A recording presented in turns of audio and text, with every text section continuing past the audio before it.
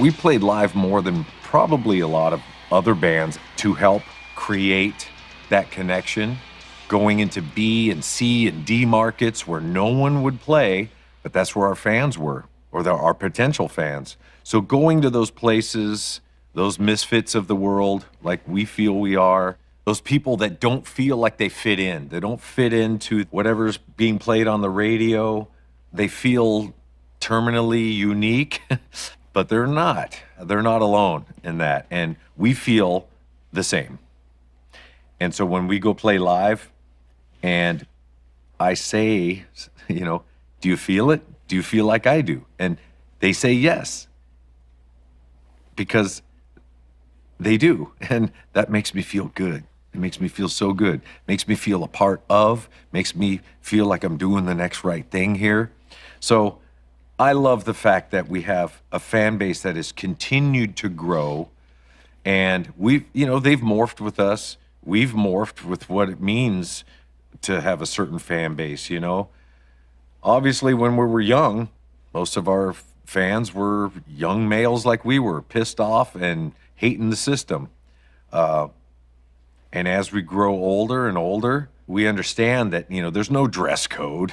There's no, you know, you have to have this kind of job. You have to look a certain way. You have to feel a certain way. No, you don't.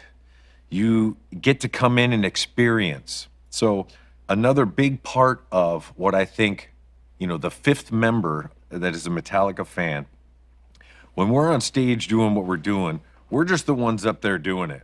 We're like everybody else. They could have been doing what we're doing, but we're the ones that have gone through that journey.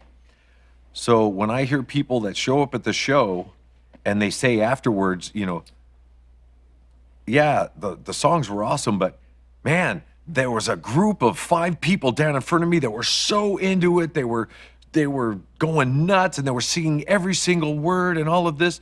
They were more infatuated with the crowd than with us. And that to me is the fifth member right there. You know, you're moving another person with your music, and you're influencing another person that's watching them. So it's so multi-layered. And when we play live, we've got as many lights on the crowd as we have on us, because they are a part of it. They are the energy that drives us as well. So without each other, it's not as fun.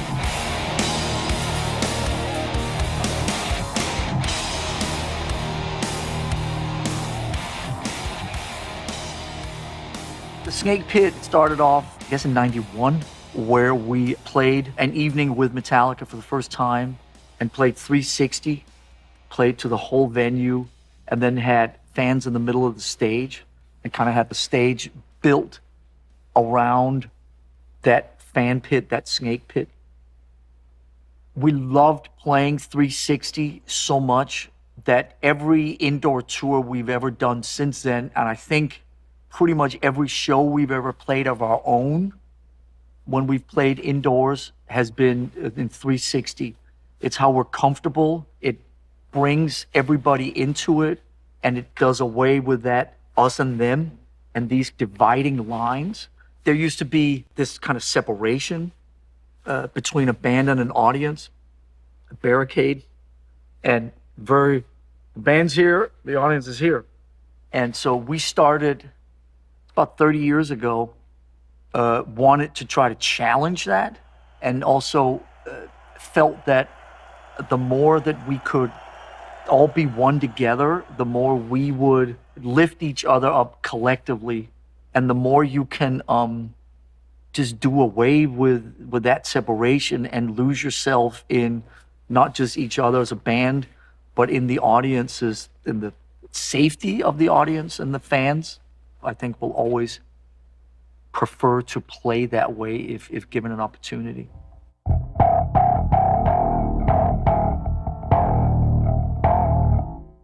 The unpredictability, the element of surprise, the throwing a left curve, you know, doing the unexpected. We've always gotten joy from that. Just show up, play, hop on a flatbed and show up in the Oakland Raiders parking lot. and just play a gig, you know, and create a buzz. That was so fun. And take off before the cops show up, you know, that kind of thing. There were a few different tours where, you know, destruction kind of was the theme. Things falling apart on certain tours, like Damage Justice. We would build Lady Justice up during the show to have her fall at the end. Also on the Reload tour, the towers and things were being constructed as we're playing.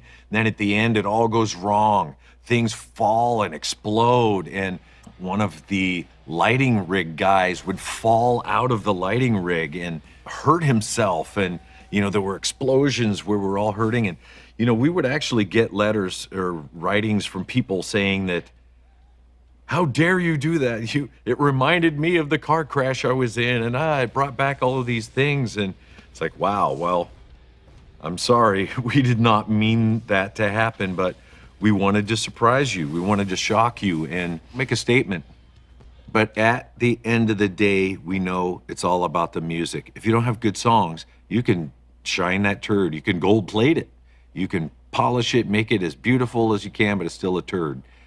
You have to have the music to back it up. A big flashy show is fun to watch, but at the end of the day, they don't go out and want to hear that music while they're driving around. They can't see that explosion in their car. Well, maybe they could, but it's the songs.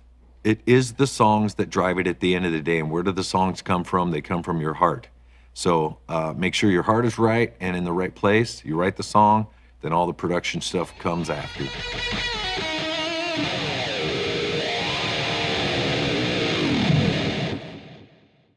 Being true to yourself with your music, the fans will come. Because if you try to please the fans, you're going to shoot yourself in the foot. You're going to get lost. You're going to forget who you are, why you're doing that, and you're out to please other people. There's certainly a people pleaser part to me, especially on stage. I love the adulation. I love the feeling of they like what I'm doing. I'm okay. You know, they're making me feel okay. But at the end of the day, if I listen to the song and I said, man, we did an awesome job with that song, then I feel okay as well. So not trying to please others, because you will lose yourself. And as cliche as that sounds, you'll end up chasing your audience instead of your audience chasing you.